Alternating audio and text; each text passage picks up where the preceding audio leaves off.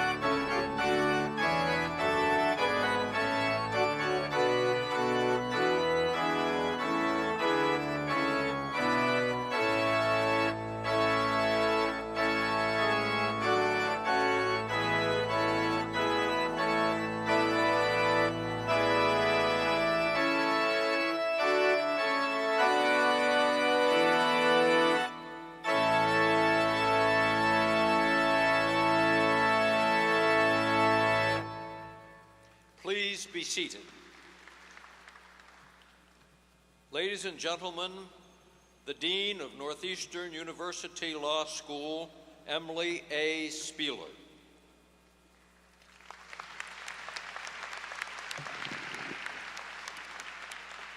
Thank you, Chief Justice Marshal Robinson.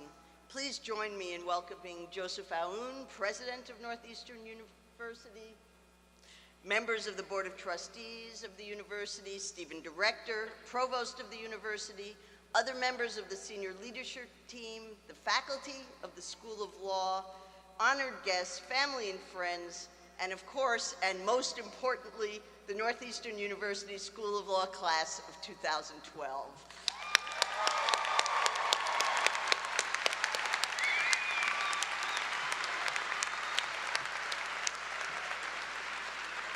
This is a time of celebration. At the end of these activities, you, our graduates, will be leaving us with the degree of Juris Doctor or Master of Laws. This is an achievement that you and your family should celebrate. For the JD alone, you've survived a tough 3 years, and you've been changed and grown in knowledge and wisdom since you made the decision to come to Northeastern School of Law. But before we salute you, I'd like to ask that we take a moment to thank the others who have helped you to reach this important moment in your lives. You wouldn't have survived without the help of your parents, your grandparents, spouses and partners, children and friends. They were the ones who supported you, both financially and emotionally, while you worked hard, grappled with new ideas and new thinking, figured out how not only to study, but also to be a lawyer. Sometimes, maybe often, they suffered from your inattention when you simply didn't have enough time to attend to the people you love. Would the members of the graduating class please rise and turn to face your family and friends? And now let's give them a rousing round of applause, recognizing their extraordinary contributions to your success.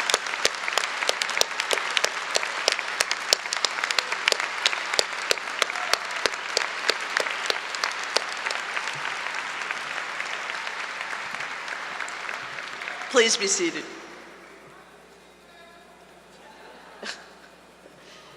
Before we introduce our speakers, There are a few words that I'd like myself to direct to you, our students, momentarily to be our graduates.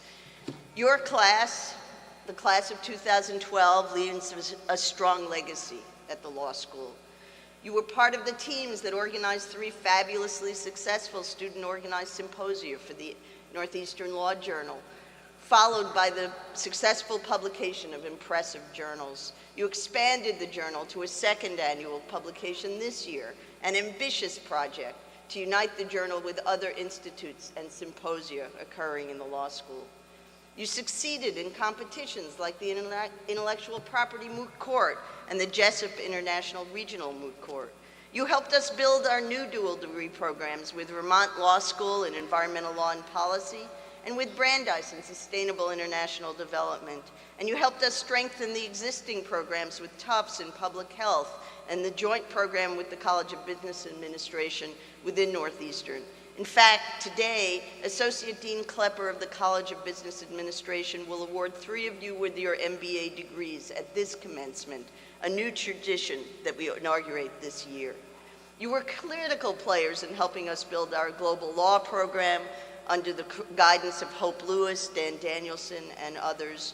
You played an essential role in the development of the Civil Rights and Restorative Justice Project, now a clinic under the leadership of Margaret Burnham.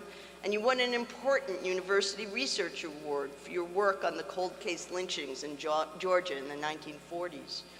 You helped us with many, many difficult community conversations about issues that were internal and external to the law school. You worked to create new pathways of communication between the student body and the administration, and you labored with us to work toward better models of student participation in law school governance, and we got it done. The new agenda committee on which faculty, students, and administrators meet to discuss developments in the school is functioning well, and you really made a difference. In your first year, you did amazing work in your social justice projects, providing valuable pro bono assistance to lots of organizations and learning firsthand the ways in which law can address disparities and social injustice. You investigated privacy rights for prisoners living with HIV/AIDS for the Justice Resource Center, and misclassification of construction workers for the New England Regional Council of Carpenters. You worked with the Wage Project, the San Francisco Department on the Status of Women, the National Center for Law and Economic Justice, the Medical Legal Partnership, and many, many others.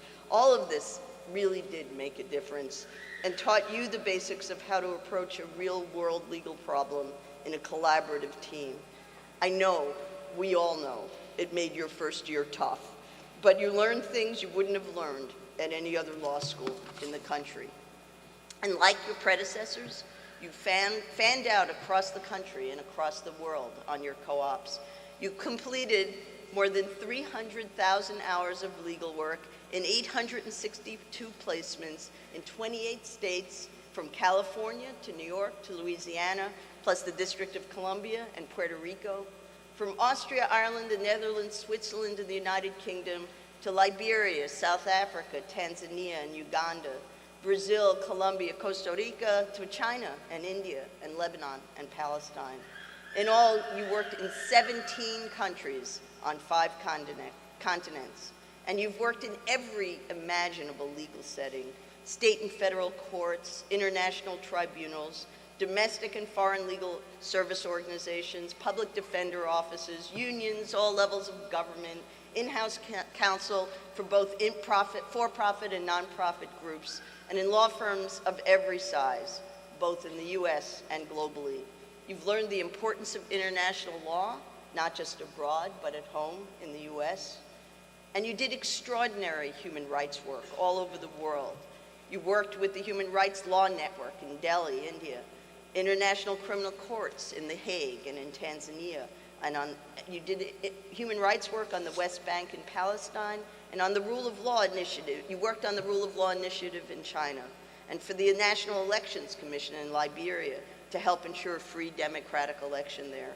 You worked with the Due Diligence Project in Beirut and in Kampala, Uganda, with the Ugandan Association of Women Lawyers, working to gain a deeper understanding of countries' obligations to prevent human rights abuses, particularly among women. And of course, you worked with Oxfam closer to home. And it wasn't just human rights work you did. You've worked at private law firms in Boston and across the US, and also in places as different from Massachusetts as Costa Rica, South Africa, and Colombia.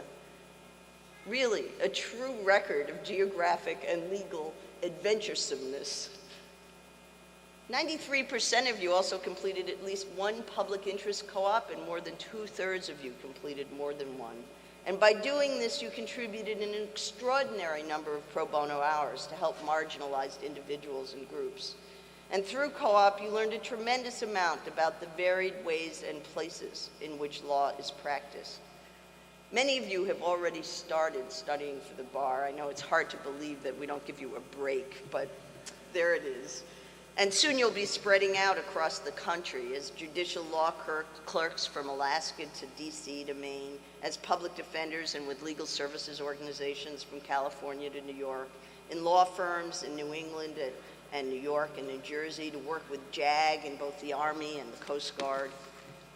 Quite a few of you have also received prestigious postgraduate public interest fellowships. You'll be working at the Committee for Public Counsel Services and as an Equal Justice Works Fellow, with the Asian and Pacific Islander American Health Forum on a Reproductive Rights Fellowship, at Georgetown Law Center on a Women's Law and Public Policy Fellowship, at the Youth Advocacy Project as an EJW Fellow, at the ACLU of Northern California on a Racial Justice Fellowship, as an AmeriCorps Fellow with Greater Boston Legal Services, and you receive fellowships named for members of our faculty, as the Parmet Fellow at the Health Law Advocates and the O'Connell Fellow at Greater Boston Legal Services. Congratulations. You've done well, and despite the challenges of the legal market, I have not a single doubt that you will continue to do both well and to do good. Some of you have already settled in your next steps. Many of you are still hunting. Even in these challenging times, though, you should indeed feel confident. Because of the Northeastern program, you know more about how to practice law, how to think about the law, and the relationship of the law to society and to justice, and who you want to be as a lawyer than your peers who are graduating from other law schools this spring. You're poised to be both great lawyers and great leaders.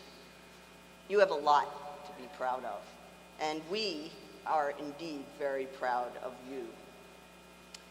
It's also important to remember that the degree you receive today carries with it special privileges and very special obligations. It's almost exactly 1,000 days since I welcomed you to Northeastern in the fall of 2009. These 3 years have been bracketed by turbulent politics, continuing recession here and around the world conflict, an environmental disaster in the Gulf of Mexico, and a wave of change across North Africa and the Mideast whose end is not yet in sight. In this turbulent environment, the careful study and practice of the law becomes ever, ever, ever more important. We are truly lucky to live in a country in which we strive to abide by the rule of law. It is through the law that we guarantee basic rights and freedoms, through the law that we defend these rights.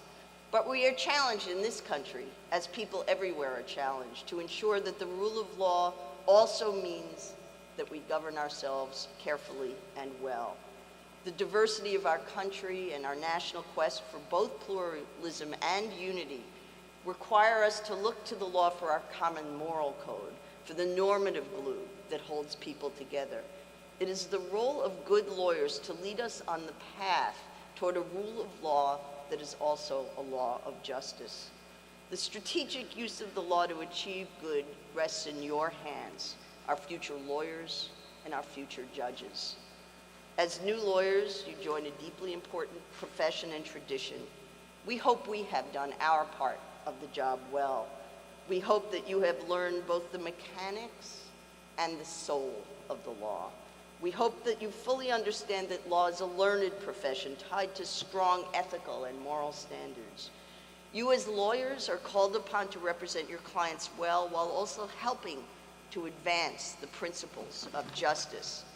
It's not always easy to balance the tension between these obligations. We trust we have given you the tools and the courage to navigate this sometimes difficult terrain.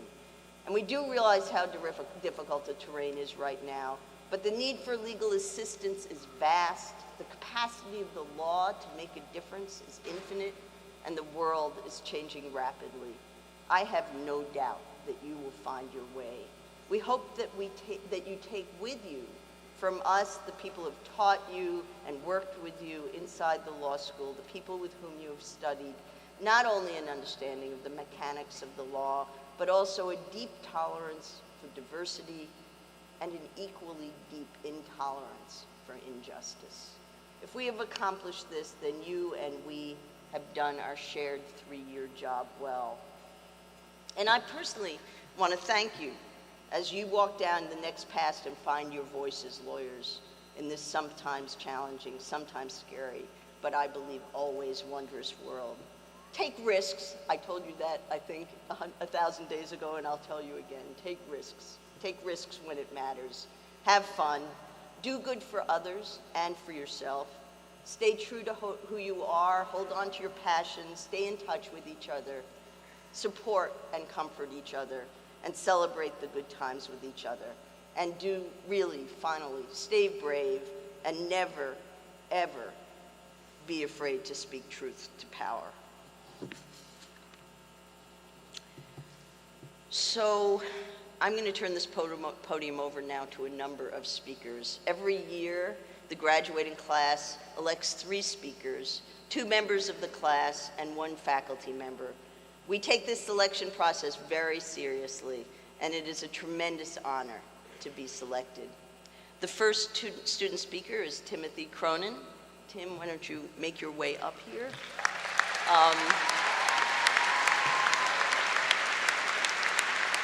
Tim graduated from Colby College in 2003. He's a lieutenant in the U.S. Coast Guard. He earned an MBA from the Kelley School of Business at Indiana in 2009 before joining the class of 2012 here at Northeastern. Tim will be returning to the U.S. Coast Guard JAG after graduation. During his time at Northeastern, he did co-ops with U.S. District Court Judge Patty Saras, the Criminal Division of the U.S. Attorney's Office, and with the U.S. Coast Guard. Tim. Thanks very much, Dean.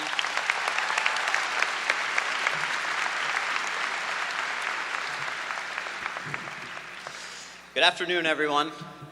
Somewhat terrifying here. It's an honor and a privilege to be speaking before you today. Please let me be the second to thank our friends and families for the last 3 years of faithful support that you've all given us. Thank you very much. So as I started reflecting on today and thinking about 3 really great years of law school, one memory in particular popped into mind. I remember sitting in my first year property class and hearing one of my classmates correctly answer a question. The professor was clearly impressed. She said, great job, bingo, you got it. And then she commented on how quickly the transition occurs from average person to future lawyer. At that point, we were still in the trial by fire. I may have made a grave mistake by deciding to come to law school stage of things. And I remember thinking that I, at least, hadn't begun transitioning to anything. Well, today I can honestly and confidently say that we've made the transition, but I can also say that there's a little bit more to the story than we may have initially thought. If I had to more accurately describe it, it'd go something like this. It's amazing how quickly the transition occurs from normal, well-adjusted and well-adapted person to paranoid, obsessive-compulsive, and somewhat socially inept future lawyer. Our class used to be made up of many decent athletes, students, and cooks. Today, we've replaced those pursuits once known as hobbies with the entirely annoying habit of arguing for fun. I'm certain that the car ride over here today probably engendered a few arguments if you were traveling with a graduate student. The barista's incompetence, your teenage cousin's tenuous grasp of federal tax law, both very classic examples from this year's graduating class. How did my international law moot court team celebrate after 4 months of grueling preparation and then the tournament down in New York City? We ran to the closest bar we could find, and we immediately began duking it out over the law of international armed conflict. It was awesome. Our perspective is a bit distorted. Those loose walnuts in the grocery store that used to look like potential salad ingredients, well, they've moved to potential lawsuit. We've grown a bit nerdier. I'm still pretty angry at my wife for rejecting my Framers of the Constitution Halloween costume last year. And I'm still quite convinced I would have made quite a stunning James Madison. We pursue proper punctuation with an almost religious fervor.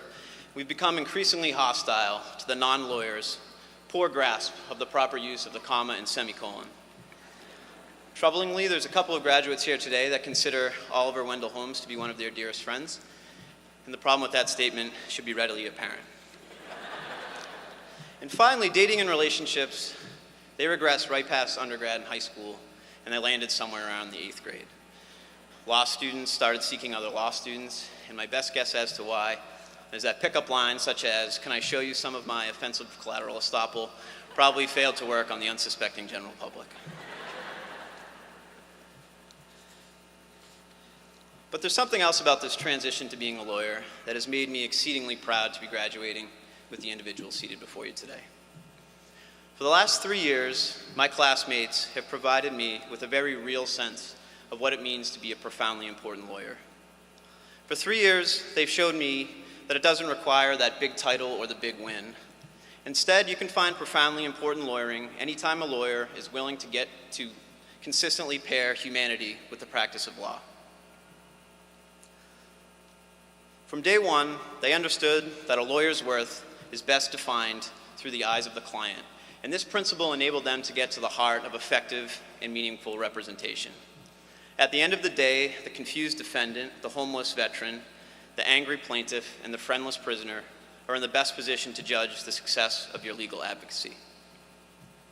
To them, your stress, your other clients, your responsibilities, your win-loss record, those things pale in comparison to the daunting and current challenges that they all face. While each of these clients, of course, has his or her own goals, they, across the board, are looking to be treated as an individual, to receive the zealous representation, the respect, and the fair shake that they deserve. And my classmates, from the very beginning, understood and internalized that simple but very powerful reality. And why does this impress me? Because it's really hard to do. Humanity and the practice of law, they don't mix naturally. The system's far too big and far too harsh. Yet over the course of 4 co-ops, clinics, other opportunities, classes, my classmates have learned firsthand that getting up every day, going to work, and facing the rigors of this profession is a very tough business. The trauma, the stories about the overwhelming obstacles that our community members face daily, these are very real. And to those members of the community, those clients, the stakes are extremely high. And I can say for a fact that my classmates have struggled for the last 3 years to ensure that the quality of their representation is just as high. Each graduate here today has his or her own story. Some fought in bail hearings against seasoned district attorneys because they understood that the longer that person remained in jail, the more difficult it would be for that defendant's family to survive. Some traveled to the Deep South, looking for evidence that might free wrongly imprisoned defendants. Some of my classmates advocated in the LGBTQ community for civil rights in poverty law, because that's what justice means to them. My classmates work for small and large firms, for banks, for corporations, helping those corporations navigate the financial crisis with a firm understanding on the impact on you and me. My classmates repeatedly showed me that when a domestic violence victim asks his lawyer or her lawyer for a cup of coffee rather than to go talk to the police, the Northeastern lawyer will ask that person if they want cream and sugar. In conclusion, our careers will be taking us in any number of unknown directions, to firms, corporations, and government positions around the country. But regardless of where we all end up, I'm confident that the members of the Northeastern class of 2012 will continue to keep humanity in the practice of law, and as long as they're willing to do that, that our community will benefit from the benefits of profoundly important lawyering. Thank you.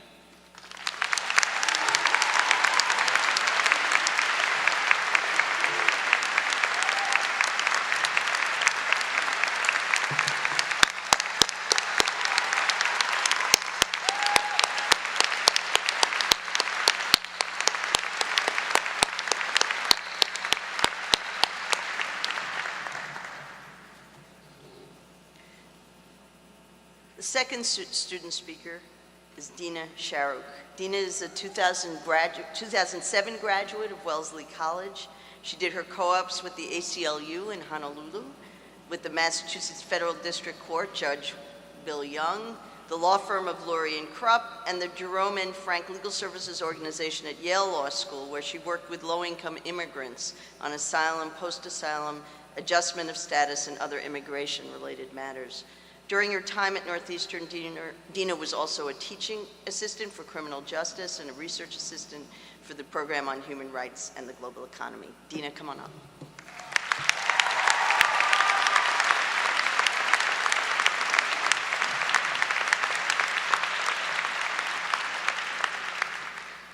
So stop me if you've heard this one before.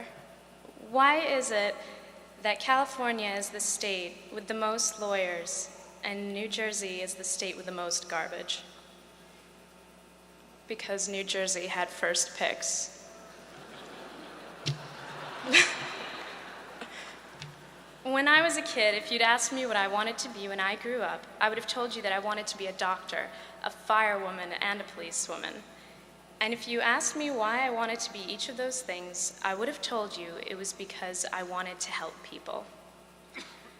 Well, I wouldn't be a very good doctor because blood makes me queasy. And I wouldn't be a very good firefighter because smoke makes me queasy. And I wouldn't be a very good police officer because, well, high-speed chases also make me queasy. In case you haven't picked up on it, the majority of my adulthood has been one long period of nausea, this moment not being an exception. But if you were to ask me today why I wanted to be a lawyer, I don't think my answer would have changed much. And I submit to you that many of my classmates came to law school for that same reason. We came to law school to help people. My colleague Chikelo Iwabuchi told me that he came to law school because, yeah, Chike. He told me he came to law school because, quote, in part it provided levels of knowledge that is foreign to the average person and those who needed it most. My colleague Patrice Dixon came to law school to advocate on behalf, yeah, Patrice. Patrice came to law school to advocate on behalf of indigent and immigrant minorities battling employment discrimination. Christopher Bridges told me that he came to law school because, quote, I want all the have-nots to have a better, higher, and more equal quality of life. Sara Basaria told me, quote, I want to be a public defender because I really do believe in the Constitution, and more than that, I believe it is applicable to everyone, regardless of race or socioeconomic status. Amanda Riyad wanted to give a voice to those who are either unable or unwilling out of fear to speak for themselves. And then there was Gregory Canaan. He said to me, and I quote, I came to law school because the world is such an aggressive place. It'll knock you down and keep you down if you let it. At this point, he tells me he's quoting Rocky, which is good because I wasn't really clear where he was going with that. But then he continued, and he said, I wanted to be able to help other people get up and fight back, let them feel there's a sense of justice and fairness in the world. Law school gives you the tools to do that. Undoubtedly, many of my colleagues came to law school to help people. Now, I know what some of you are thinking. Dina, I'm a corporate lawyer. How could this speech be at all relevant to me? But I have good news. I was recently informed that corporations are people too. So there's that. But in all seriousness, we can help others by helping corporations. After all, corporations have the opportunity to provide jobs to the masses, encourage economic growth, and have the ability to be socially responsible and encourage positive change in communities. My colleague Jane Nicole Knox wanted to help corporations make better choices and impact their consumers throughout the decision-making process. One day, she will start her own firm that will aid and foster inner-city entrepreneurship. Regardless of your goals when you came to law school, I ask that somewhere between the long hours, the paperwork, and the briefs, that you remember that you have the ability to help others. The world we live in today undoubtedly faces a host of problems, many with roots in inequality, discrimination, and disenfranchisement. But by helping others through advocacy and support, we can, on the micro level, solve individual injustices, and on the macro level, we can contribute to a safer, more stable world. Consider that any argument you bring to court and any publication you produce has the potential to influence public policy and shape our society for the better. Use that privilege responsibly and use it to make the world more equitable. Consider that any client could be the next Paul's Graph or Caroline Products. You have the potential to make new law through your advocacy, and the possibilities for positive change are endless. Never underestimate the power of a kind word or a helping hand. Law school has provided us many tools and opportunities with which we can effectuate positive change, but it is our own humanity and our compassion that will guide us down a path of helping others. In the words of Charles Dickens, do all the good you can and make as little fuss about it as possible. Whether for profit or altruistically, we each have the ability to help others. Undoubtedly, many of us have, and many of us will. So in summation, don't believe the hype. New Jersey was wrong to pick garbage over us. We are cleaner as a people. We have the ability to help others, and frankly, landfills make me queasy. Thank you to our faculty and administration for providing us the tools to help others. Thank you to all our families and friends for supporting each of us through our studies. We couldn't have done it without you. Thank you to my wonderful family and loved ones who got me here. Special thank you and love to my Uncle Bob, the one lawyer of my family, but not for long. And my brilliant mother for pushing me, and my supportive father who didn't know I'd be speaking here today, so surprise.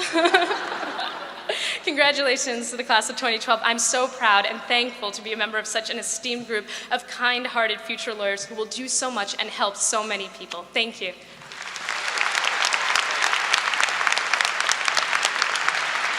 fabulous.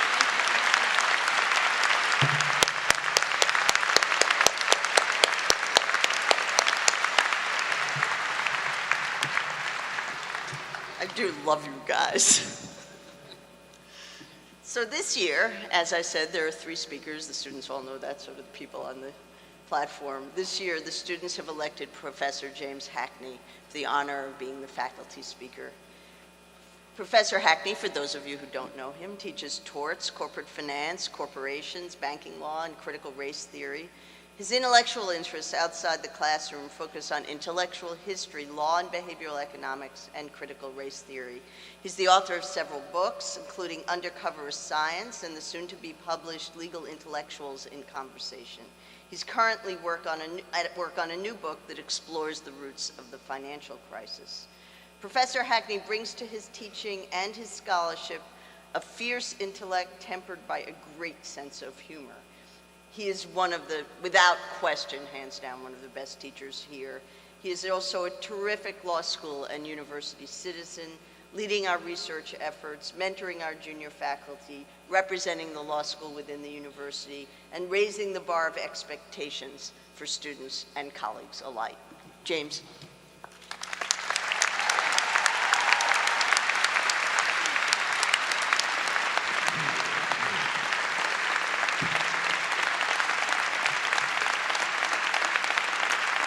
Thank you. Good afternoon, graduates. On behalf of the faculty, I congratulate you on your many achievements. We have watched you grow and develop during your 3 years with us and are proud. I commend your friends, family, and loved ones for the contributions they have made in supporting you in your journey to this point. I also want to take this moment on behalf of the faculty to thank Dean Spieler for her wonderful tenure as Dean.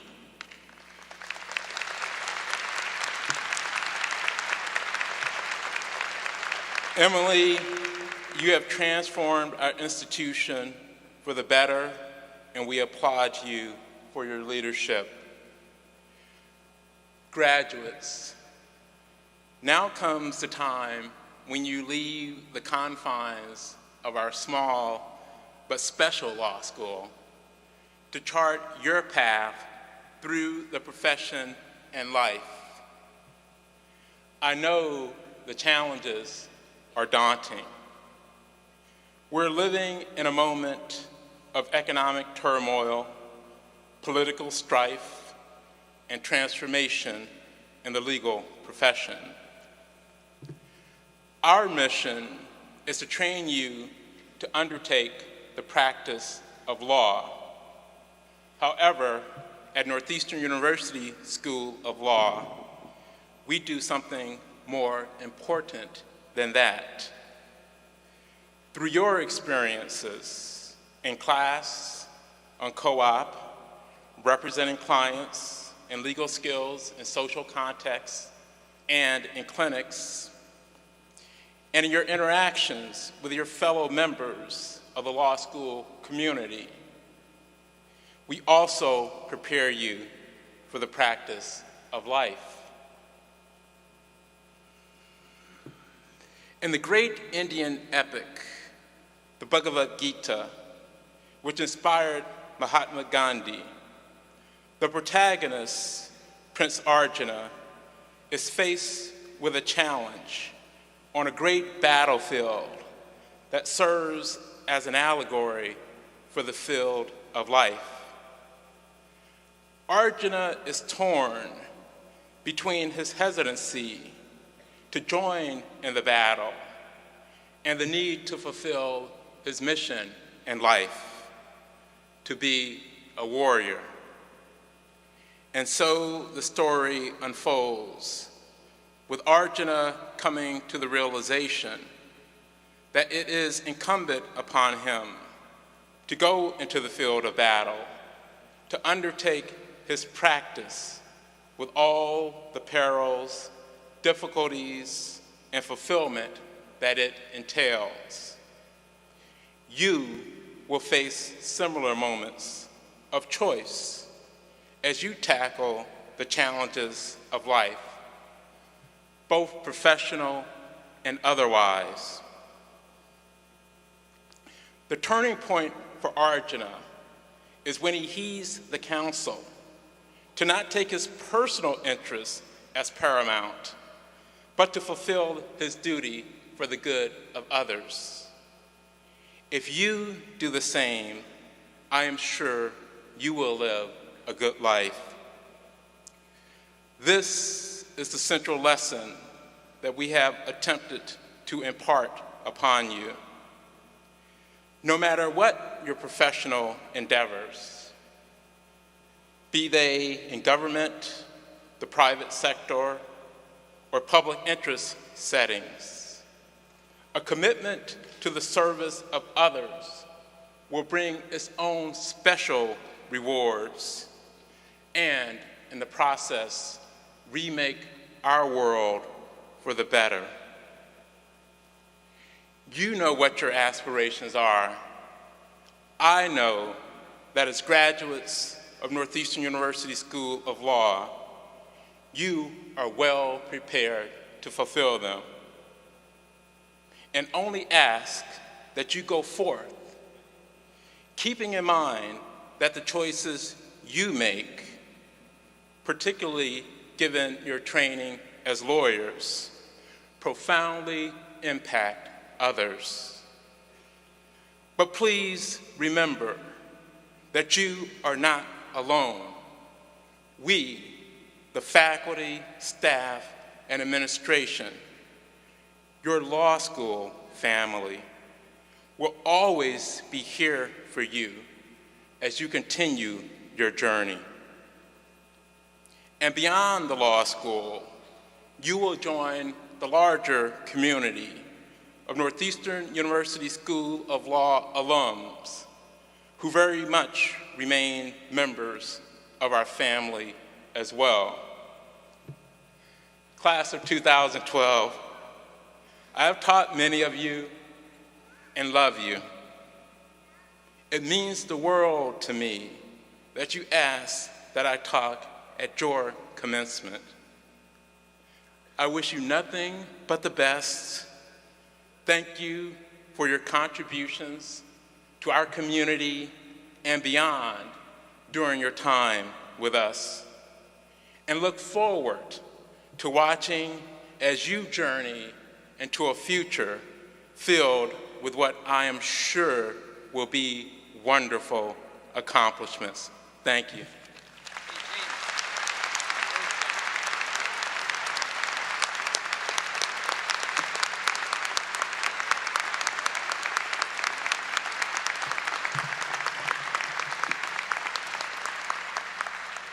Thank you, Professor Hackney. The honorary degree will now be conferred. It is my pleasure to introduce Catherine S. McHugh, Vice Chair of the Board of Trustees of Northeastern University.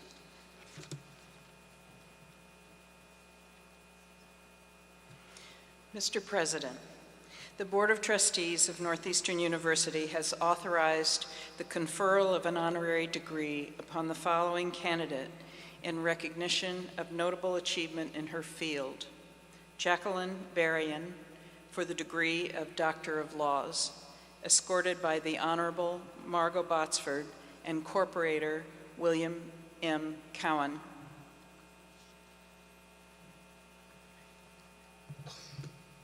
Thank you, Vice Chair McHugh.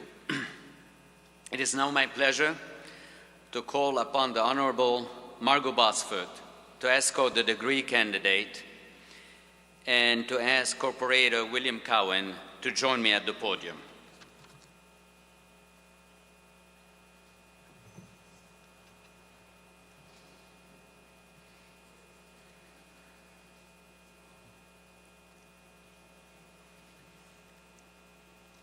Mr. President, I have the honor of presenting Jacqueline Berrien for the degree of Doctor of Laws. Jacqueline Berrien, advocate for the underrepresented, protector of rights, leader for justice.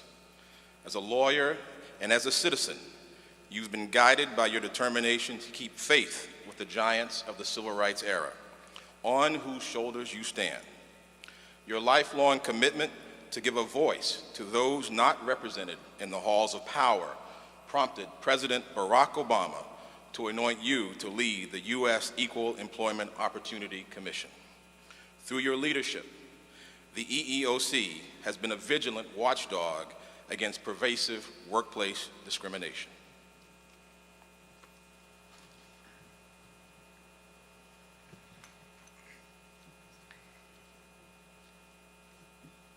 Jacqueline Berrien, in recognition of your dedication to protecting basic human rights and advancing America's promise of equal opportunity, Northeastern University is pleased to bestow upon you the honorary degree Doctor of Laws. In recognition of this degree, Trustee Botsford will vest you with the hood.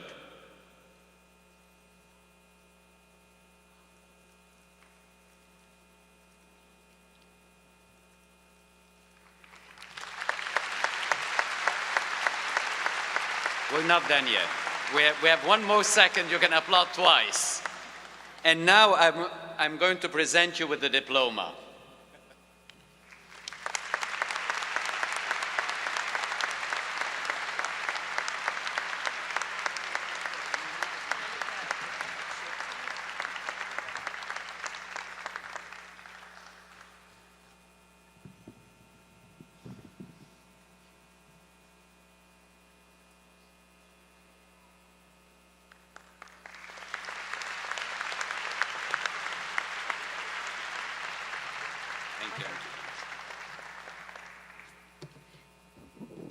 It's my honor to more fully introduce Dr. Berrien to you.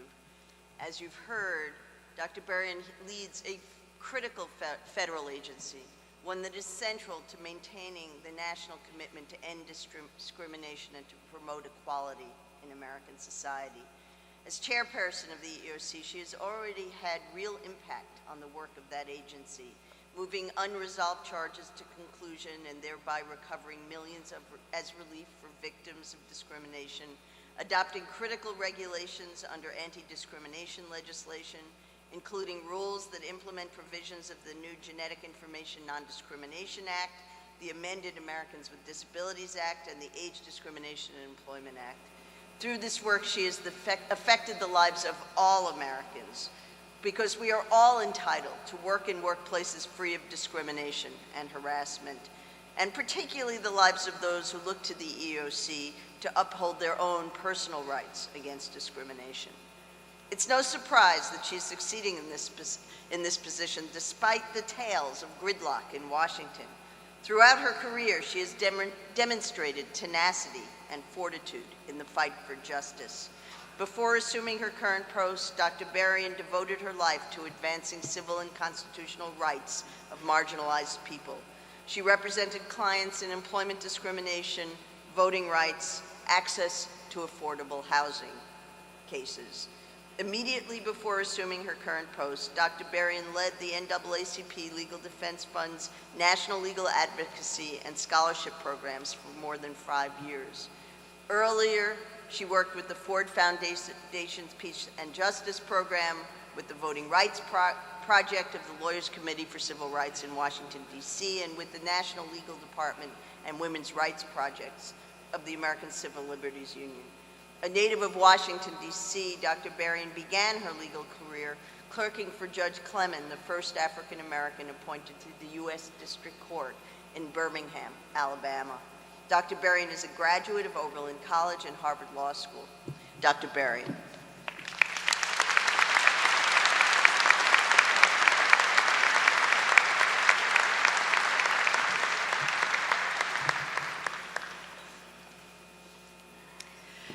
Thank you so much for that very, very gracious introduction, for the warm welcome that I have received here at Northeastern University. I'm thrilled to receive an honorary degree from Northeastern University, and I was delighted to receive and to accept President Aoun's invitation to address the Northeastern University School of Law class of 2012 and to receive this honorary degree. It's difficult. One of your classmates said that as she stood here, it's quite a feeling. Both of your classmates actually said that, and it is quite a feeling. This is the first time I've ever been in a hockey arena.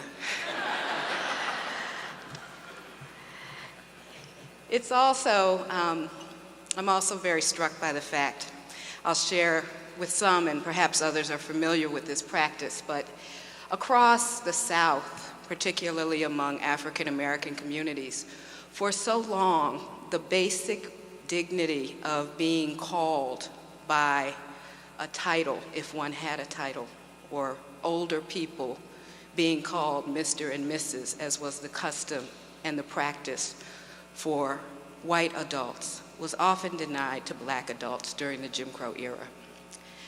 And one of the byproducts of that practice has been a custom that still exists in some parts of the country, where people with degrees, and sometimes people without degrees, but people who people respect, are called doctor.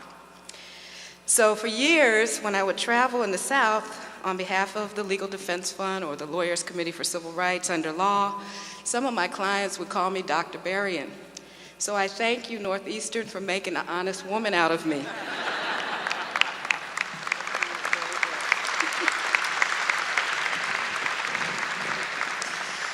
So many men and women I have long respected and admired and learned so much from, including 2 Emeritus Directors Counsel of the NAACP Legal Defense Fund, Julius Chambers and Elaine Jones, as well as the late Judge A. Leon Higginbotham, and so many others have received honorary degrees from this law school. So this occasion is especially meaningful to me. Others have recognized the family, friends, and loved ones who are in the room, and that is appropriate. But I suspect I am not the only one who is also remembering family who are not in the room because they are now deceased. But I know that my parents, like any of you who may have people who have gone on, but who helped to get you where you are today, are watching from heavenly box seats. I'm very blessed today to be joined by my best friend, my husband of 25 years, Peter Williams.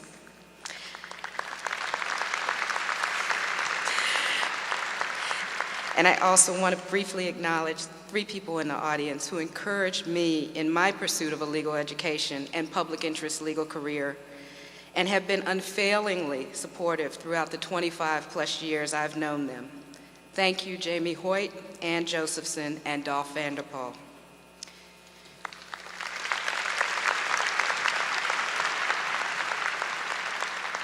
And finally, while a faculty like this would undoubtedly include many friends to me and to others who have worked long in public interest, I would be remiss if I didn't especially acknowledge my dear friend and a former law school roommate who is a member of this faculty, Professor Hope Lewis.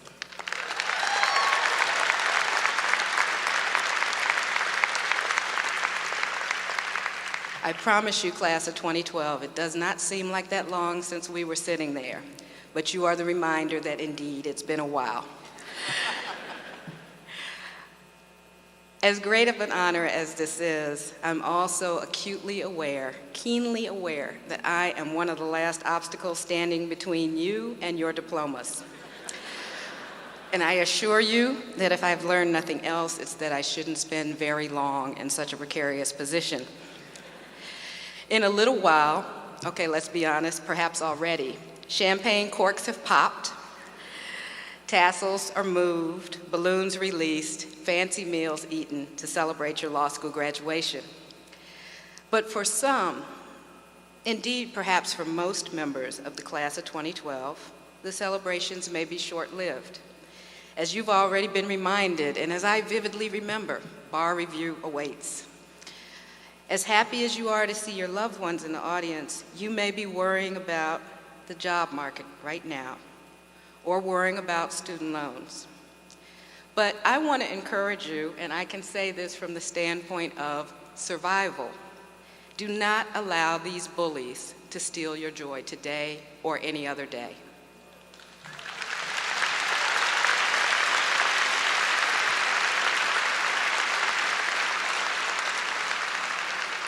Do not allow trepidation to overshadow the excitement and high hopes for the future that you have earned through years of hard work in law school.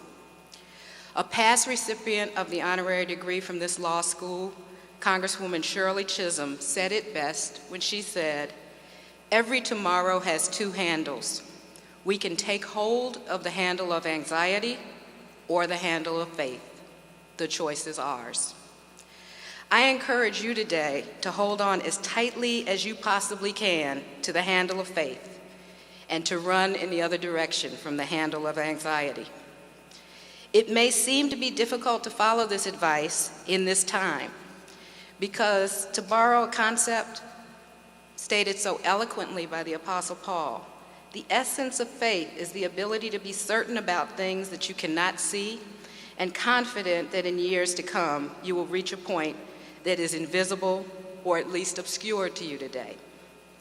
At times, it may feel like you're traveling around a blind curve on a 2-lane highway with little to protect you from the possibility that a car could be passing into your lane on the road ahead. Those are the times that call for faith. Despite what you might imagine when you hear about life experiences of people who have done things that you would like to do or have followed paths that are similar to the ones you hope to pursue, I assure you that it is only in retrospect and with the benefit of the 2020 vision of hindsight that life presents itself so neatly and appears as meticulously arranged as is outlined in our bios and our resumes and our curricula vitae. As blessed as I have been throughout my life, and I have been truly blessed, I want you to know that things have not always gone according to plan. And it's okay. In fact, I am better for it. And time after time, I've discovered that the detours and the diversions from the route that I planned for myself, like the unexpected surprise of a spectacular place that you can only see if you exit the highway and make your way to a back road, have been the source of some of the most memorable, rewarding, and important moments of my life. You heard, for example, that I spent a great deal of my career at the Legal Defense Fund. But what you may not know is that my first 2 attempts to get a job as a Legal Defense Fund attorney were unsuccessful. You heard that I worked for the Ford Foundation, but you may not know that before I was hired there, I was considered for 2 other positions and rejected both times. The truth is, anyone who has achieved any measure of success in any aspect of life has had setbacks, has had moments of doubt, has encountered detours and diversions along the road. Throughout law school and for much of my legal career, I mistakenly believed that the commitment to excellence that got me there and got me through was and should be perfectionism. And I would have been reluctant to acknowledge my failures before an audience this large, or perhaps to anyone, including myself, and I was worse for it. I want to encourage you to get past that immediately, because the sooner you get past that, the more you will be able to learn, and the more fearlessly you will be able to walk in the world and to go on and to pursue every dream that you have today and will have in the future. The late Steve Jobs said that being fired turned out to be one of the most positive developments in his life. It's hard to imagine a greater success in the corporate sphere. President Barack Obama lost a congressional race before mounting successful campaigns for the U.S. Senate and the President of the United States. He was able to make history despite losing a race. And in his wonderful memoir, A Reason to Believe, Governor Deval Patrick, who received an honorary degree from this law school in 2002, had this to say about the importance of moving beyond setbacks. Everyone, especially young people, must learn that their ideals need not be casualties of their confrontations with reality. I have had my setbacks and outright failures like anyone else, but I have managed to avoid the apathy, pessimism, and even immobilizing sadness that so often come in the wake of struggle. Idealism is an act of will, to be sure, but we are all up to it, and nothing of any lasting value happens without it. One of the things that will allow you to see beyond any setbacks you may encounter and push past any rejection you might have received or may receive in the future is never losing sight of the opportunity and responsibility that you have to serve. As you celebrate your graduation from law school today, I urge you to redouble your resolve to use the excellent education that you've received here to make a positive difference in the lives of other people every single day. On April 21st, 1965, shortly after Bloody Selma in Selma, Alabama, Dr. Martin Luther King Jr. addressed more than 1,000 lawyers at the Association of the Bar of the City of New York in a speech entitled "The Civil Rights Struggle in the United States Today." Dr. King reminded the overflow crowd that members of the legal profession have both a unique opportunity and special responsibility to use their education and training to make a positive difference in the world. That's you. Dr. King said, "I must confess that I hesitated before accepting the Bar Association's invitation. I have mixed, almost schizophrenic feelings about lawyers. I have appeared many times in criminal courts. I have served time. I've had considerable firsthand brushes with lawyers, on the bench and before it. I was told the other day that my close associates, the Reverend Ralph Abernathy and the Reverend Fred Shuttlesworth and I, are among the best clients of the Legal Defense Fund. I assume, because it could not be otherwise, that our description as best clients was earned by our volume of cases as opposed to fee collections. I would be less than candid if I did not admit that my associations with counsel for the opposition were not always pleasant. My mixed feelings stem from the fact that notwithstanding the aforementioned wounds, as you lawyers say, I have a deep and abiding admiration for the legal profession and the tremendous role it has played in the service of the cause of civil rights. Your profession should be proud of its contributions. You should be aware, as indeed I am, that the road to freedom is now a highway because lawyers throughout the land, yesterday and today, have helped clear the obstructions, have helped eliminate the roadblocks, by their selfless, courageous espousal of difficult and unpopular causes. For every noted hero, there have been hundreds who have labored humbly and anonymously in the vineyard of freedom. I do not know whether your career will be one that will make headlines or whether you will be one of the people who is on the sidelines making a difference. But you can be sure that either way, the most important thing is that you are making a difference. As students and now graduates of this law school, you have been exposed to core values that include educating lawyers who are concerned about injustice and mindful of opportunities to address it. You are or should be no strangers to the ideals and values that Dr. King spoke about. But I've shared his message with you today to challenge and hopefully inspire you to make the commitment to public service and social justice that were integral to your law school experience an integral part of your life as a lawyer. You will never be sorry for it. Last month in Washington, I was part of another group of 1,000 lawyers. The occasion was different, of course, and the time was different. The occasion was a memorial service for the 6th Director Counsel of the NAACP Legal Defense Fund, a tremendous attorney named John Payton, who is known to members of your faculty and to many lawyers across the country.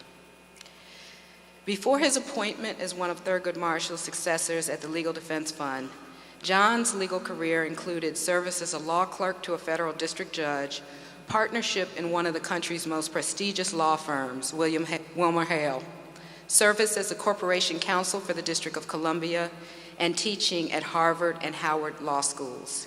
In addition to that, he donated his time and provided financial support to many nonprofit organizations. He secured pro bono representation for anti-apartheid protesters during the Free South Africa movement, served on the boards of the Lawyers Committee for Civil Rights Under Law and the DC Bar Foundation, and was an independent election monitor when President Nelson Mandela was elected in South Africa. He argued before the United States Supreme Court in several important civil rights cases. But behind the scenes, he made the time to be a mentor and advisor to countless lawyers he worked with over the years, and I consider myself very fortunate to have been one of them. Several months before he learned that he was suffering from a terminal illness, John was interviewed by his law school alumni magazine. His message, like Dr. King's address to the New York City Bar Association, will hopefully inspire you as you graduate and throughout your legal career. John said, no matter what you do in your career, you can still do things that help advance issues of social justice and racial justice.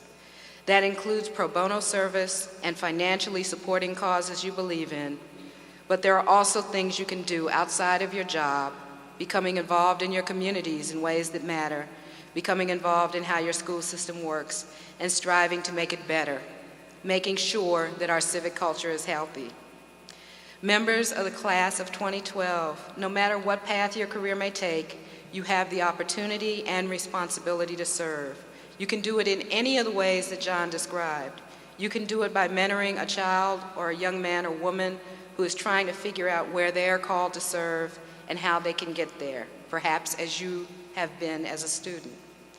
And you can do it by ensuring that however you make a living, you commit at least a portion of your time, talent, and treasure to help others without regard to their ability to pay you.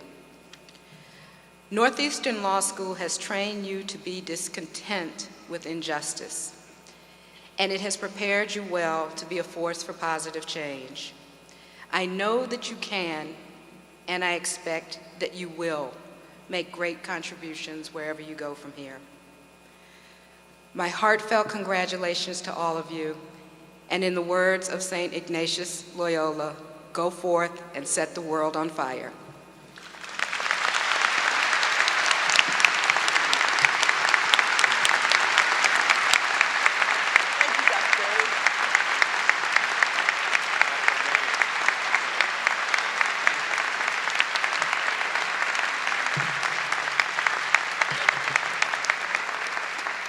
Thank you, Dr. Berrien. The degrees will now be conferred. I call upon Stephen W. Director, Provost.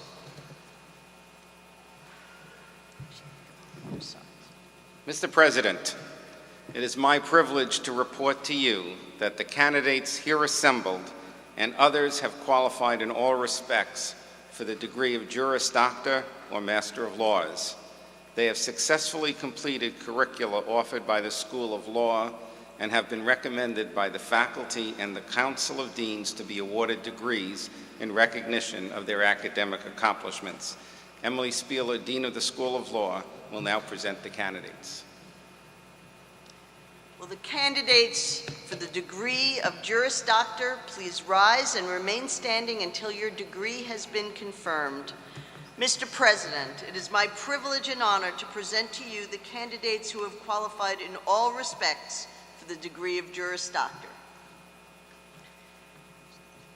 By virtue of the authority vested in me by the Board of Trustees of this university, I do hereby confer on you and all those who have properly qualified the degree of Juris Doctor with all the honors, privileges, and responsibilities thereunto pertaining. Graduates, I salute you.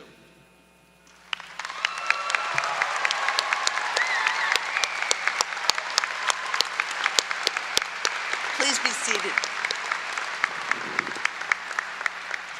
Will the graduate for the degree of Master of Laws please rise and remain standing until your degree has been conferred?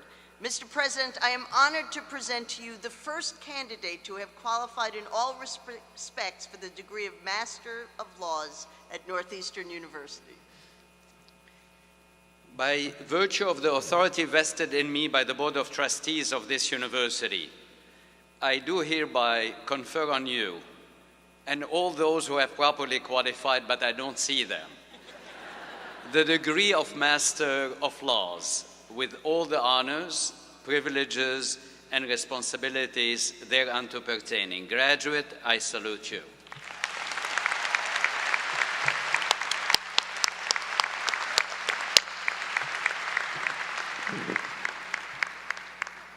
The marshals will now present the graduates to the platform. Jason Michael Letterman and Stephanie Lois Viola will announce the names of each graduate as they are presented to receive the diploma. The Juris Doctor candidates will be hooded by Professors Wendy Parmet and Luke Bierman. 3 members of the class will be hooded by members of their own families who have special connections to Northeastern School of Law. The candidates who will also receive the degree of Master of Business Administration will receive their diploma from Kate Klepper, Associate Dean for Graduate Programs in the College of Business Administration.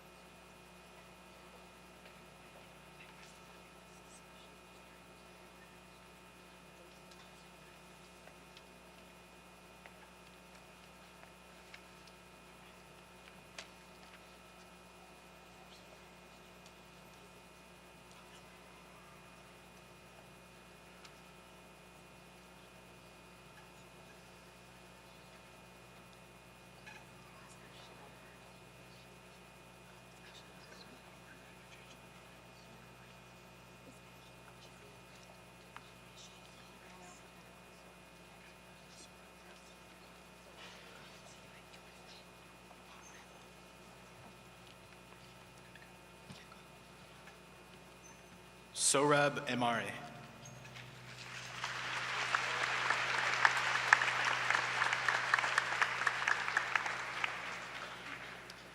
Christopher Joseph Aiello.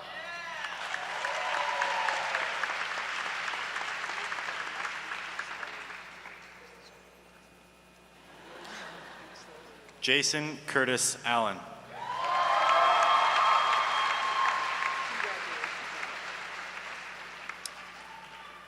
Om Shri Amara Singham.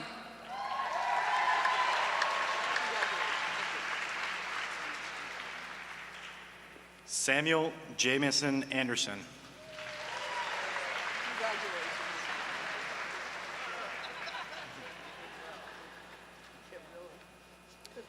Stephen Edward Bardalis.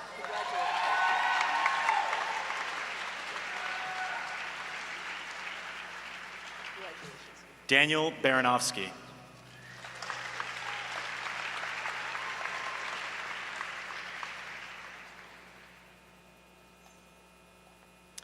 Shelley Ann Barron.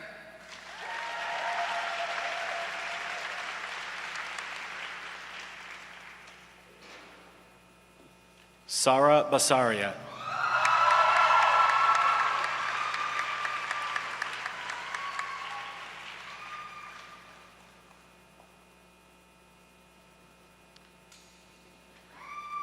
Caitlin Mary Bowerly.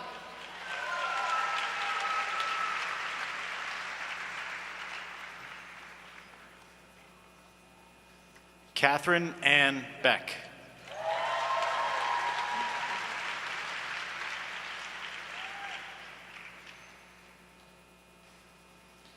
Michael Paul Barini.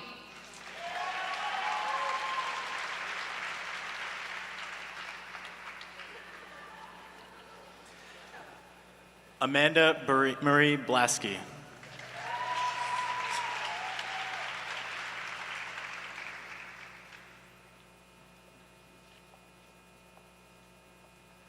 Gavriela M. Bogenfarber.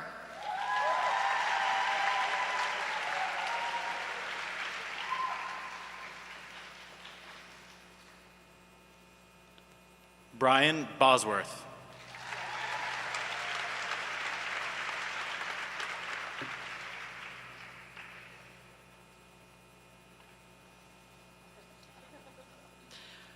Matthew E. Brescher.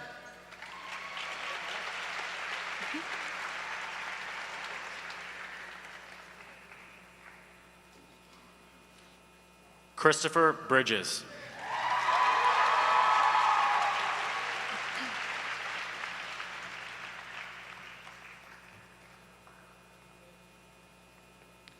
Nicole Sherry Britton Snyder.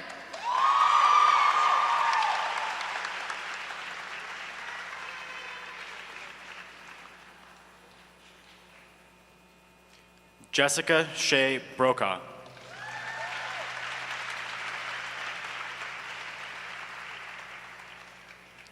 Adrian Ruth Brown.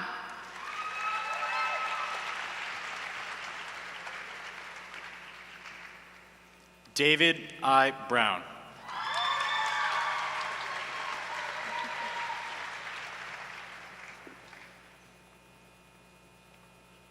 Lauren Ashley Brown.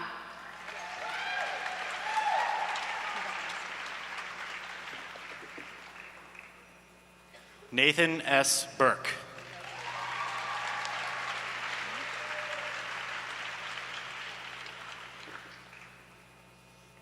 Megan Maloney Burton.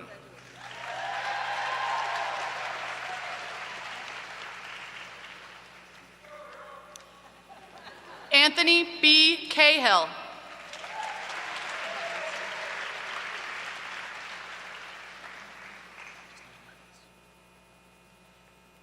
Aaron Harry Cardy.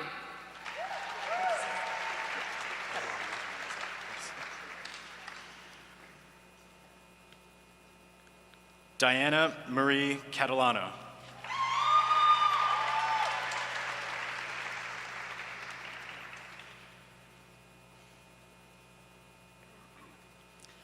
Heather C. Catherwood.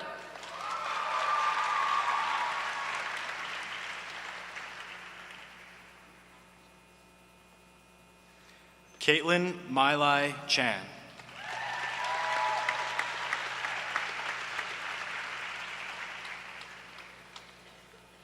Christine D. Chilingerian.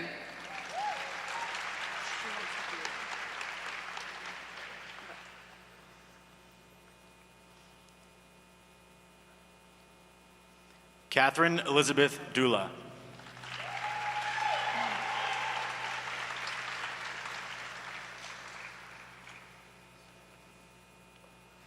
Robert Alejandro Sichia.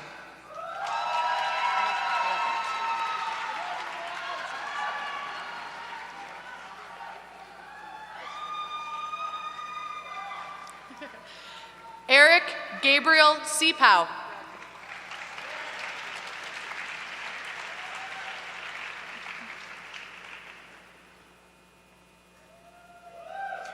Stephanie Jane Kochi.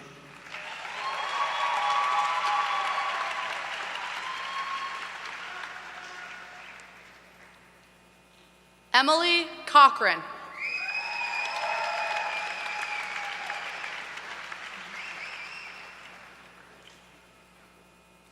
Ian David Coghill.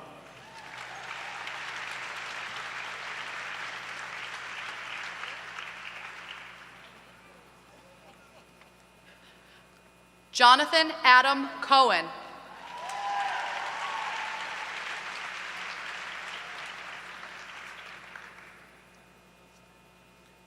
Lupita Colon.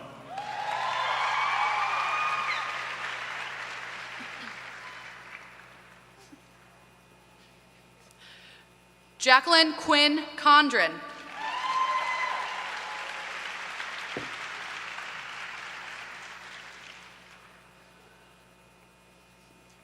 Carolyn Elizabeth Conti.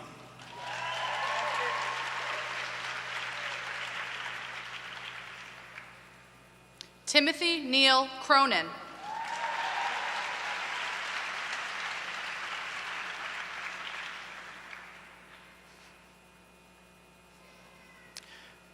Emily S. Cottrell.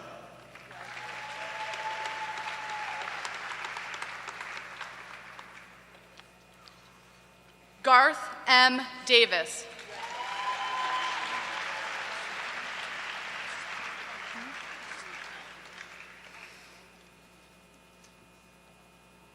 Shatila Sharia Bia D. Leon.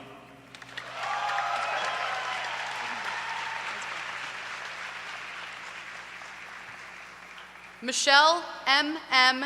D. Oliveira.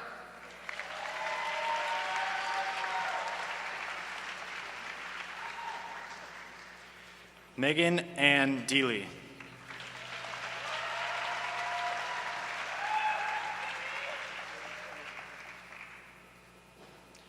Peter M. Delano.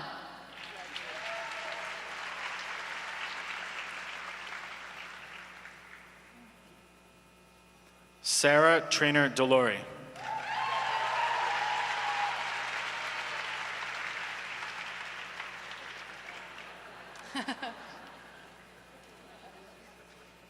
Robert DeVogue.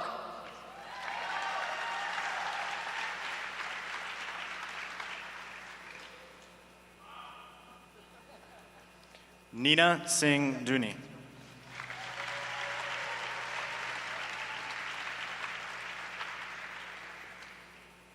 Giovanni B. DiMaggio.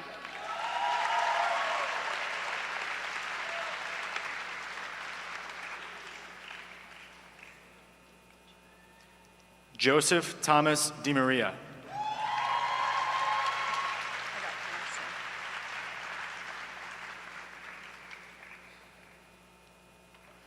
Patrice C. Dixon.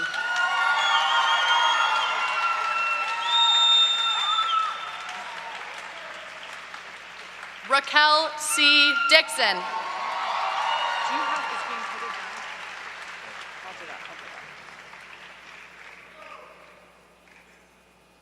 Mary Lynn Drexler is being hooded by her mother, Deborah Drexler, who was a graduate of the law school.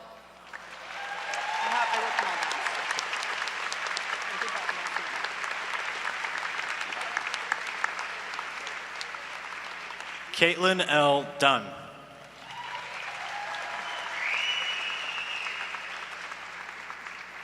Andrea Kathleen Evans.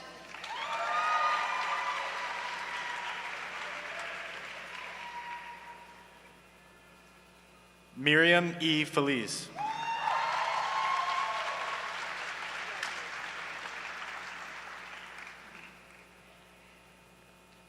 Dominic Joseph Ferrante.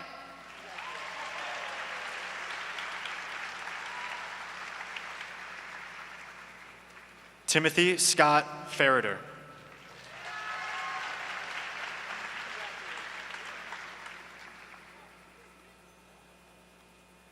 Shannon Brittany Fish.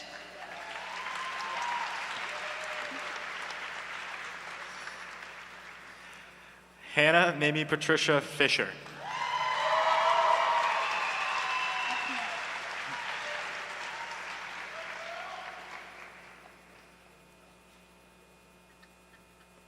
Eliana Forsaniti.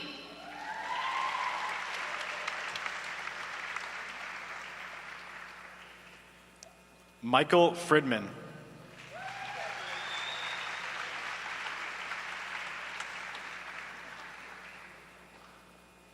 Catherine D. Galitzin.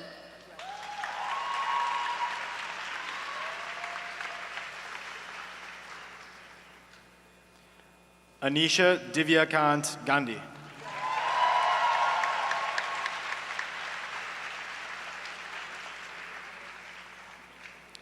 Findayawa M. Boley.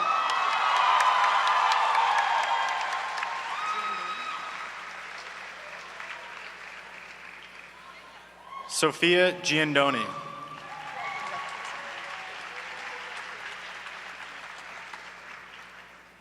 Ralph B. Gillis.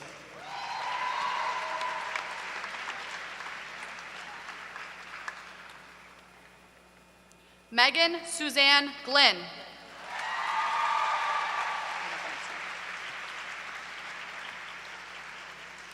Anna Emily Grace is being hooded by her father, John S. Grace, for her mother, Carolyn Grace, who is a graduate of the law school.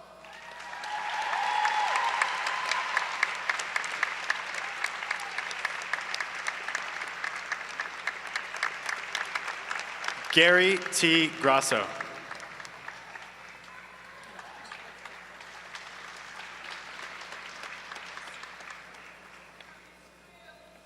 Adam Joseph Gray.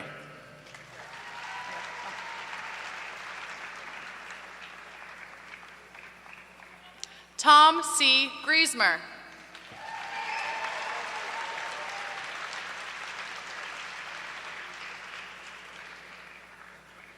Stephanie Duncan Grindle.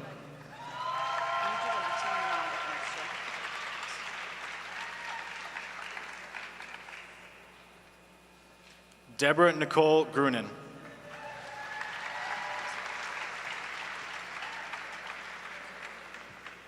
Sonia Harizadeh.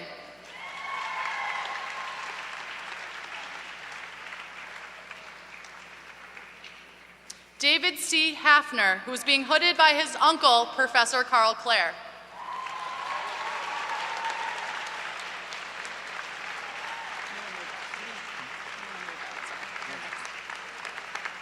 Amanda S. Hainsworth.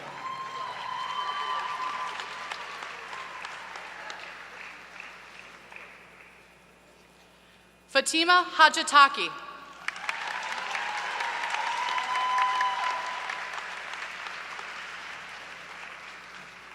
Bruce Hale.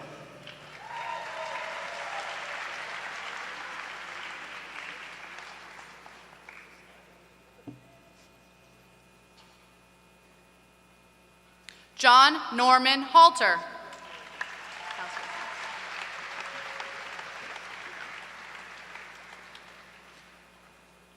Rachel Meredith Haskell.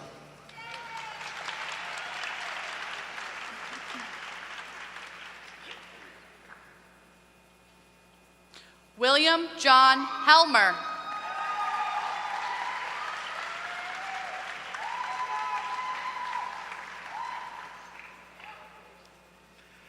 Alejandro Heredia Santoyo.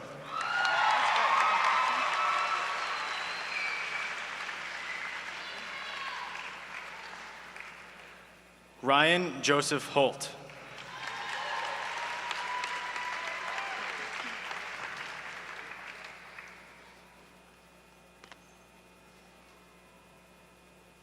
Chikelo Namdi Ibabuchi.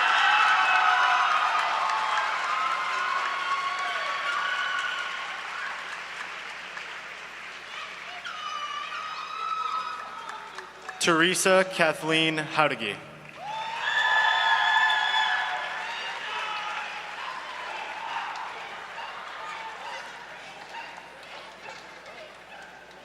Nathaniel Johnson Gottlieb.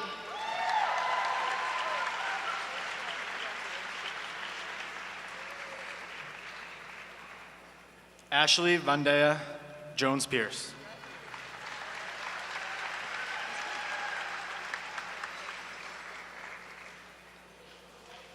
Danielle F. Jerema.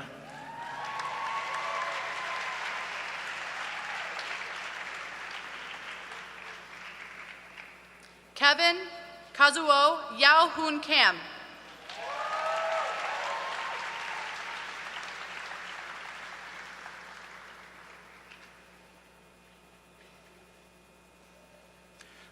Gregory Cannon.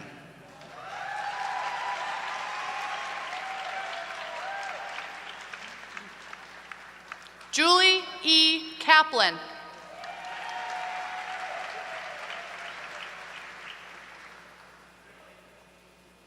Samuel A. Kennedy Smith.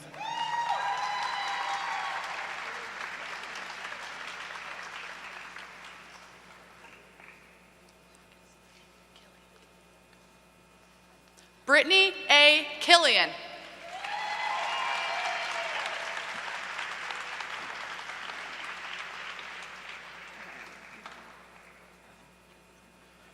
Natalie Ann Knott.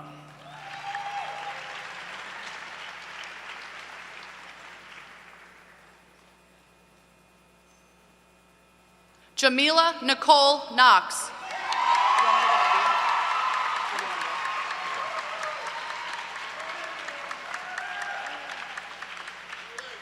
Abinabo Folashade Koliosho.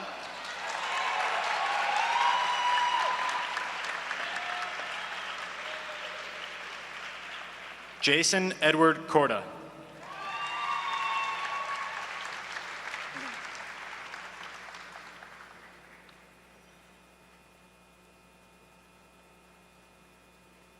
Rebecca F. Kozak.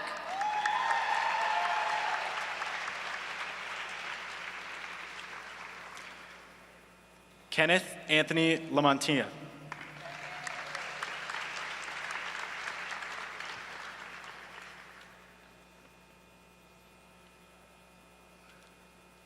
Jeffrey Ness Lamont.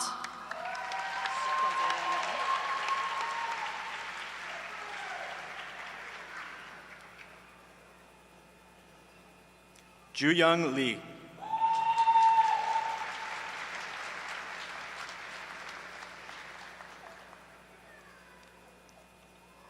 Lisa S. Lee.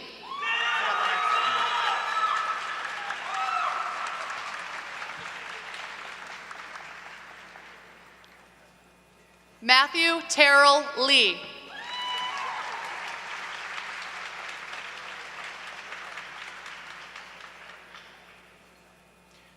Amy Beth Lipner.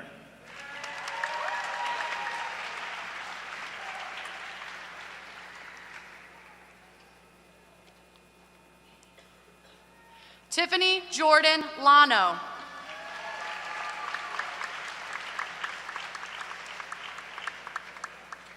Douglas R. Lloyd Jr.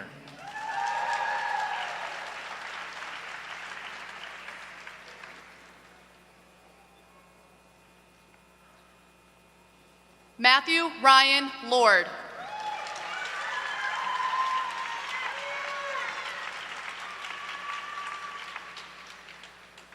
Tara Danielle MJ Mack.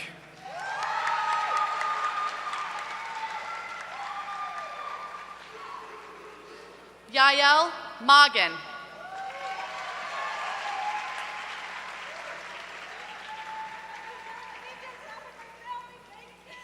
Susan Malawan.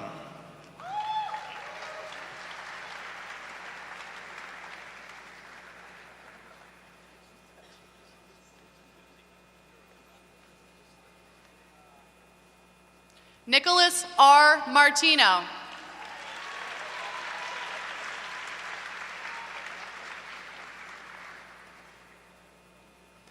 Jennifer Hudson Matthews.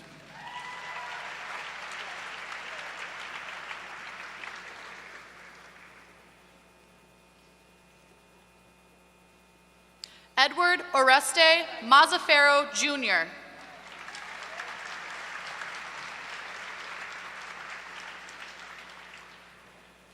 Michelle A. McCarthy.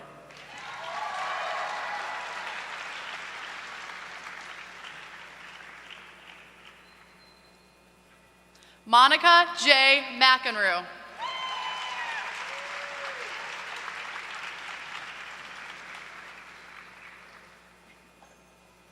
Matthew Patrick McGowan.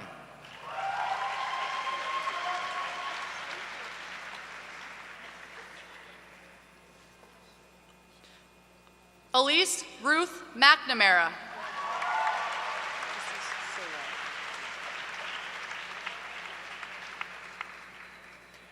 Allison Saray Marola.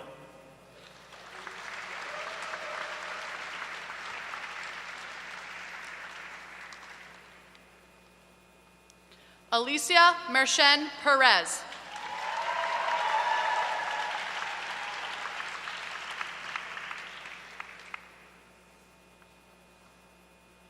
Jared Perry Milrad.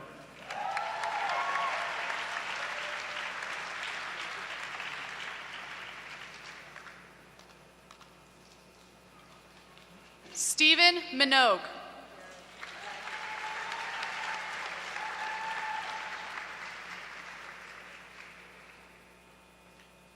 David Ventura Montez.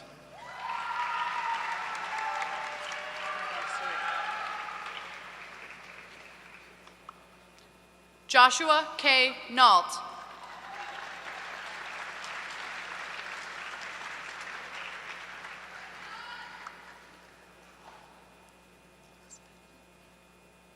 Caitlin Elizabeth Noble.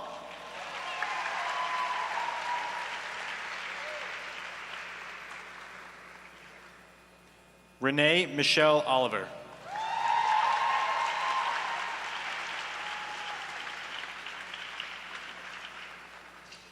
Bridget Voke O'Sullivan.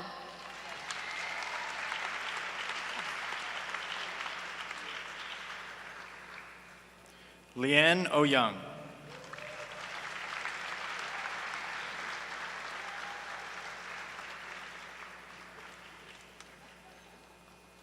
Andrew M. Paponi.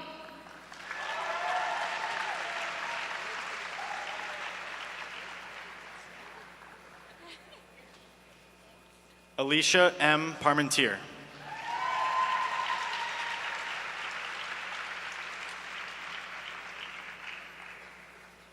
Anjali Potidar.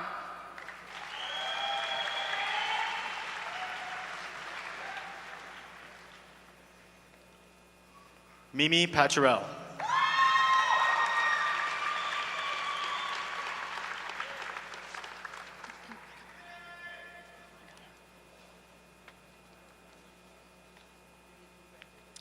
Ashlyn Renee Pendleton.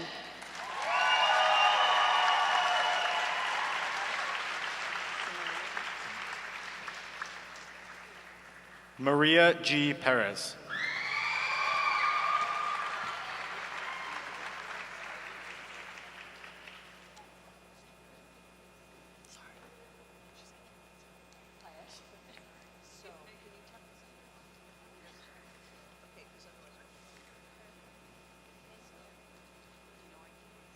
Sarah Reed Perkins.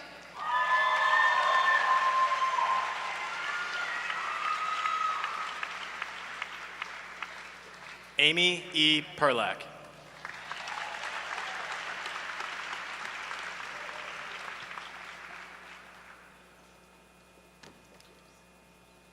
Gina M. Platanino.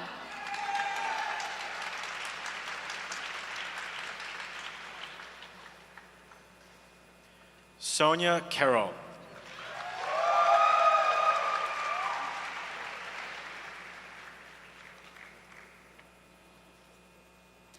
Elizabeth Ann Reardon.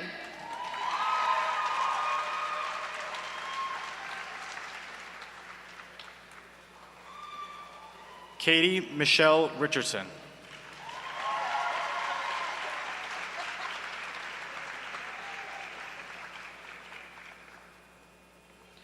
Christina Marie Ricotta.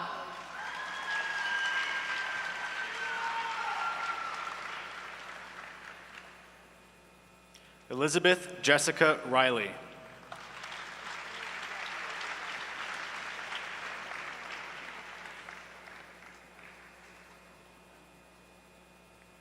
Glynis Ann Ritchie.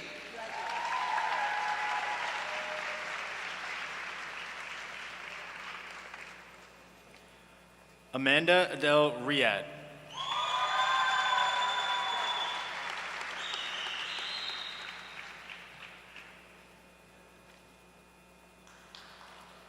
Joel David Rothman.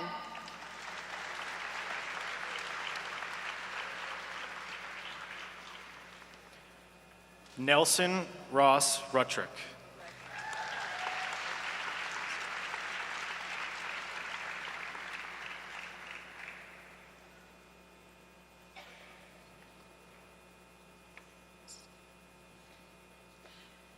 Nancy N. Solomon.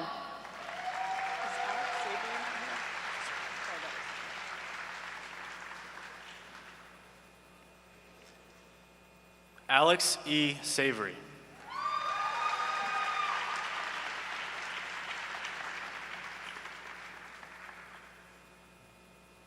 Michelle Gershman Scavangelli.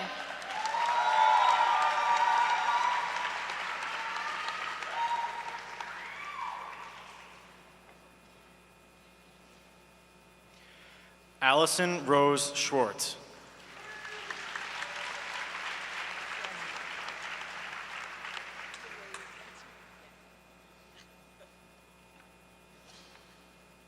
Danielle M. Seaton Shea.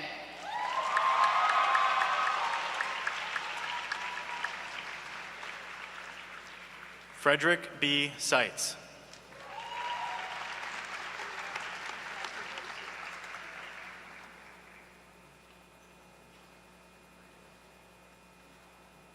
Barbara A. Servin.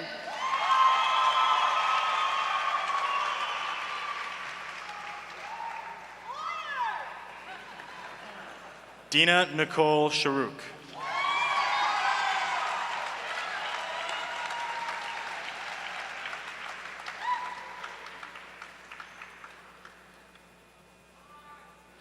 Lara N. Shordoff.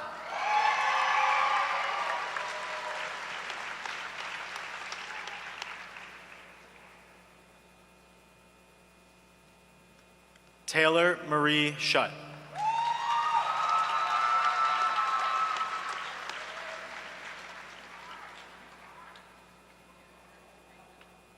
Jesse John Sarant.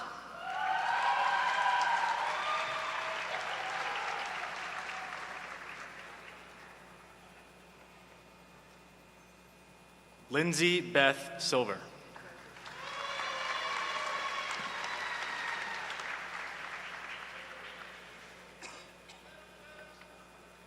Lauren Elizabeth Slotkoff.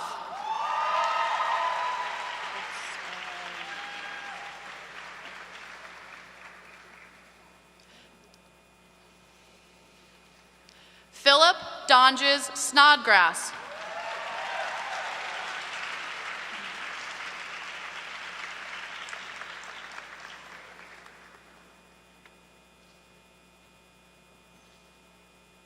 Erica Griffith Sorg.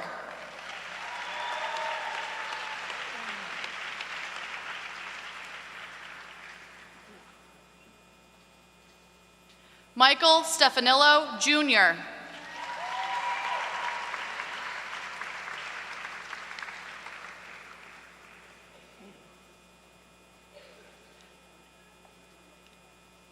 Elliot Barness Strange.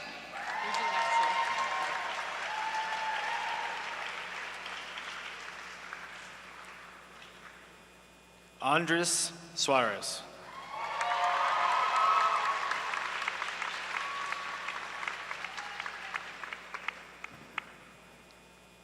Lorianne Sun.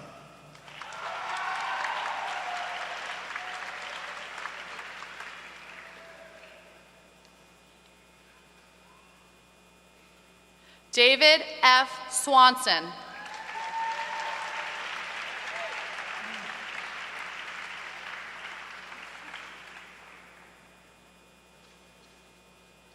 Aaron D. Swinderman.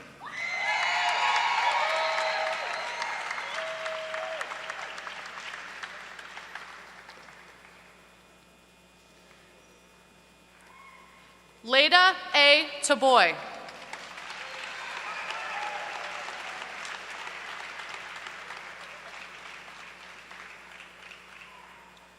Joel Tadmore.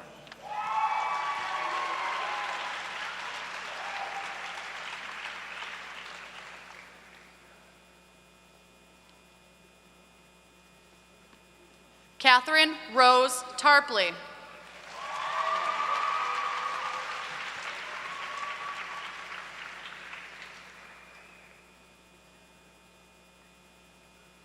Amanda McClure Tatro.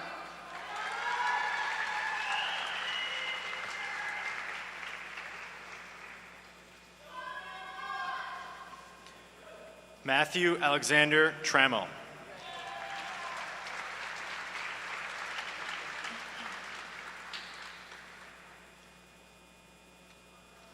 Julianne Connie Tran.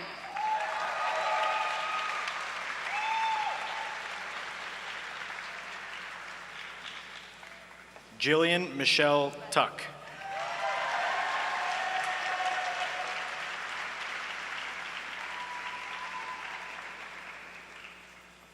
Elizabeth Tully.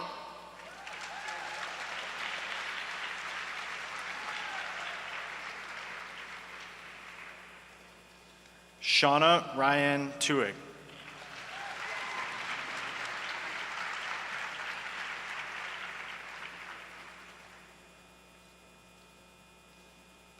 Lauren Michelle Vella.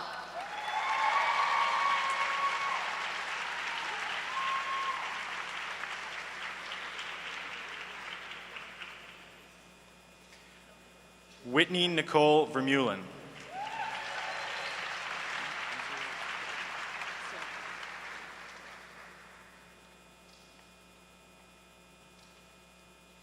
Sarah Jean Lawton Volante.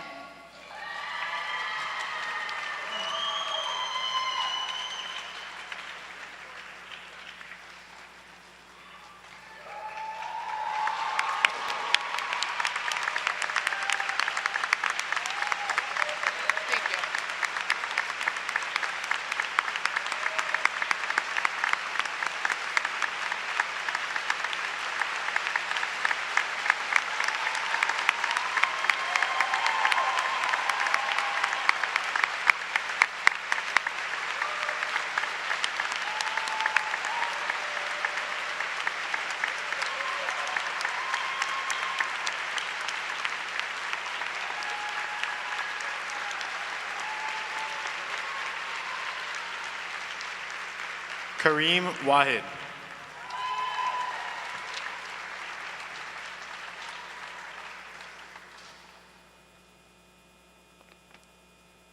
Christine Michelle War.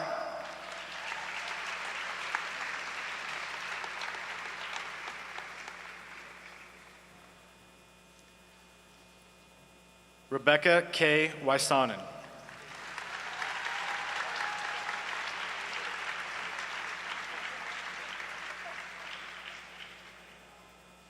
Tristan Robert Walsh.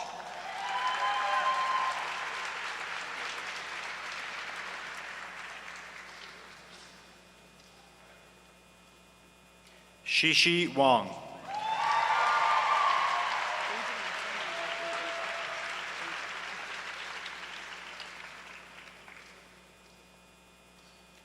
John Philip Warren.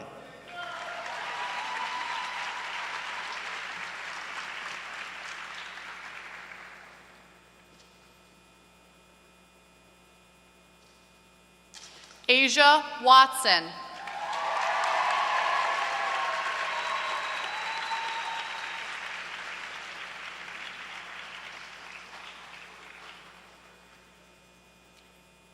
Daniel Widrew.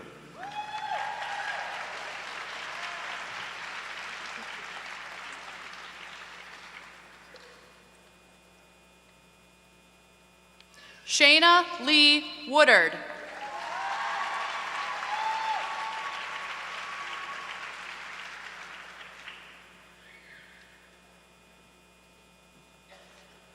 Eli A. Young.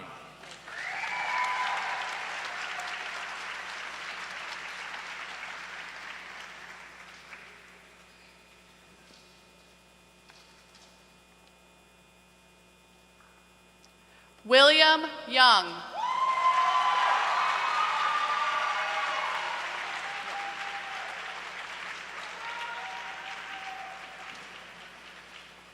Ben Zalman.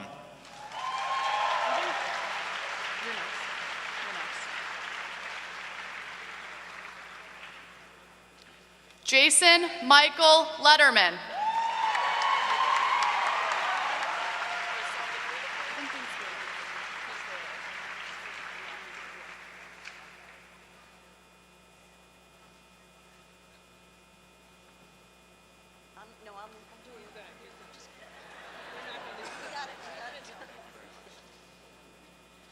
Stephanie Lois Beal.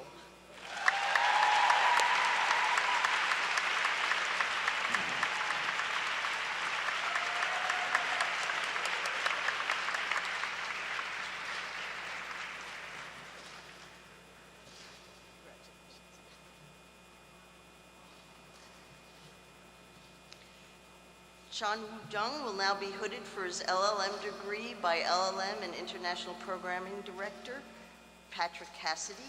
Chan Woo is the first graduate of Northeastern's new LLM program for international students.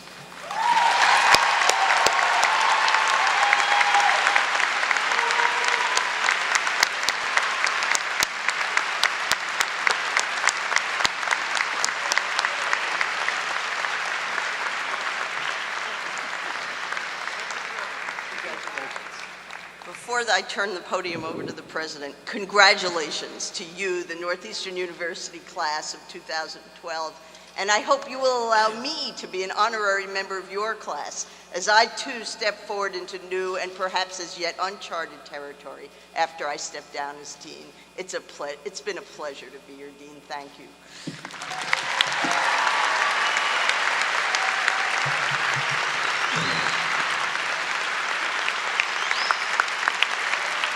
No, not yet. Not yet. Not yet. Not yet. We're going to have the opportunity to do it in 2 minutes. You have to hear why you should applaud her. First, let me welcome Dr. Berrien to our family, to the Northeastern family.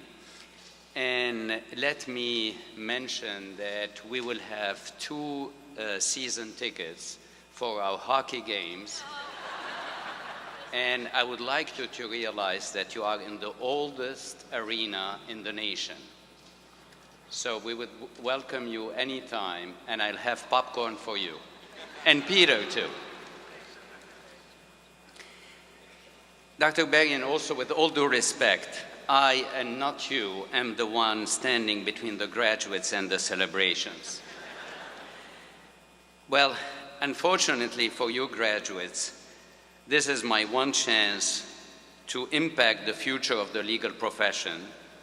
And so please bear with me, because I'm going to share with you my very, very profound thoughts on the role legal systems should play in free societies. That's my first option.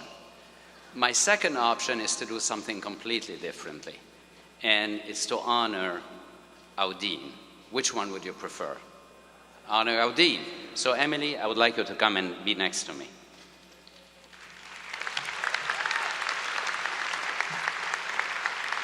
This is going to be embarrassing. Very embarrassing, absolutely. Greg? Hello. When an academic leader, or any leader for that matter, steps down from a senior position, there is one simple test to measure her success. Did she leave the institution better than she found it? And in Emily's case, the answer is very clear.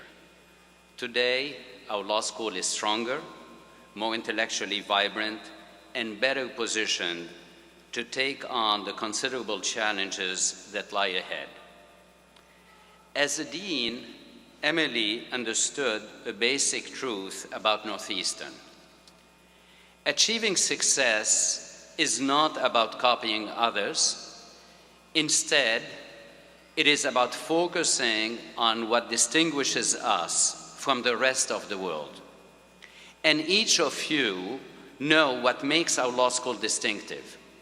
We have two pillars that are fundamental: our leadership in co-op and experiential learning, and our unwavering commitment to social justice. Emily not only supported these two pillars, she fortified them. She invested in co-op by making it global and making sure that as students you had access to every kind of experiential opportunity your profession offers. She also understood that you were drawn to the law school by a desire to work for the public good. So, thank you, Emily, for your leadership, your record of achievement, and the enduring contributions you have made to this institution. Your work will have a lasting impact on this school, the legal profession, and the university as a whole for generations to come. Thank you, Emily. Thank you. Now you can stand. Yes, now. You too, Greg. Greg, you too.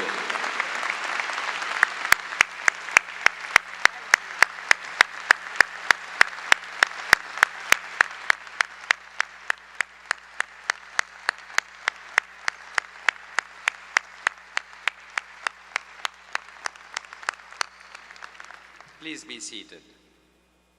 It's time to give you your charge. And as you know, this is not actually my colleague, James Hackney, in his great speech, talked about the challenging times ahead.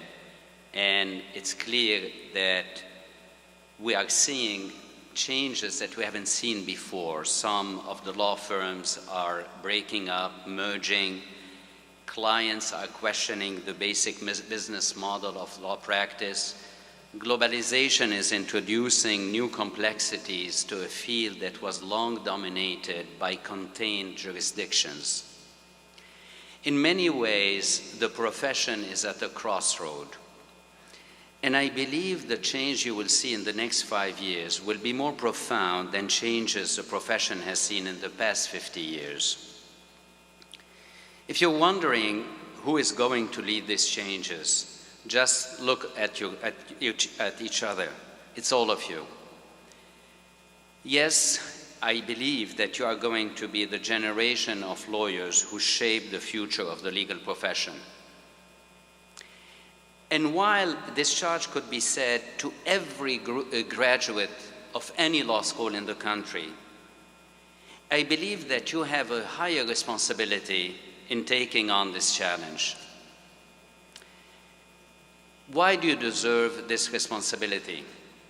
Because the advantages of a Northeastern education. As Northeastern students, the study of law was not merely an academic exercise.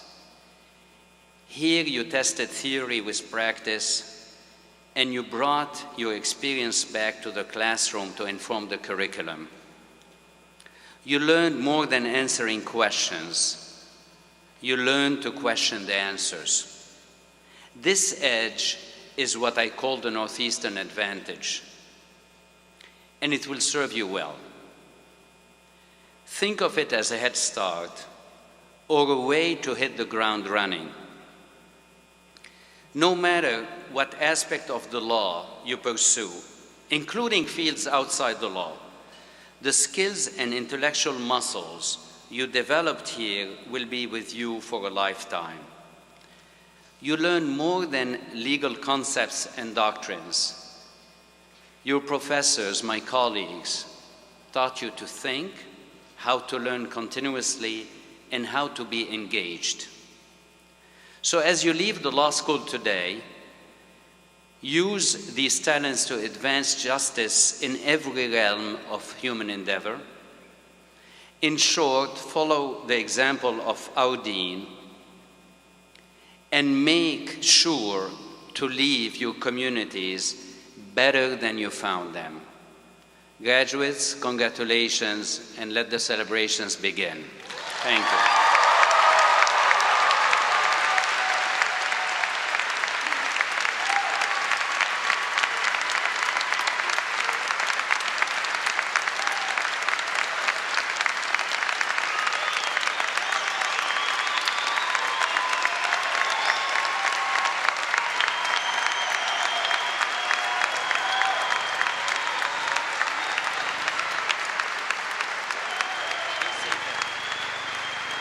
Graduates, now that you are going to leave, I'm going to ask you to join me in thanking Professor Robinson, who is retiring as Grand Marshal and Professor of History after 57 years at Northeastern. Professor Robinson.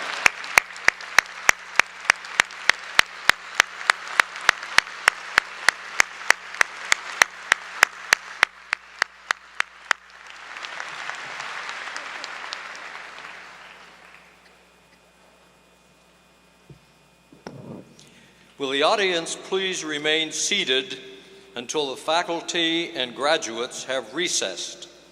The graduates will follow the marshals for their class photograph. Families, guests, graduates, and participants are cordially invited to attend a reception immediately following today's ceremony. The reception will be held in the Cabot Center. Signs and university hosts outside the center will direct people to the reception area.